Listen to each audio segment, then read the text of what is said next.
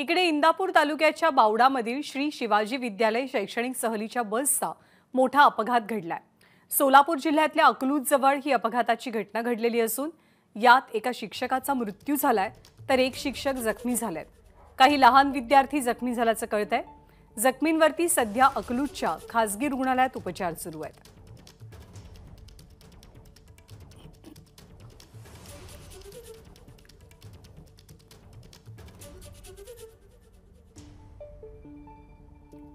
तर इंदापूरमधनं या शाळेची सहल निघालेली होती। एसटीच्या बसमधनं सहलीचे विद्यार्थी आणि शिक्षक पुढे जात होते। अकलूज जवळ हा अपघात घडला। एका शिक्षकाचा मृत्यू झालाय, एक शिक्षक गंभीररीत्या जखमी आहेत तर आणखी काही मुलं जखमी झालेली असून या सर्वांवर अकलूजच्या खासगी रुग्णालयात उपचार सुरू आहेत।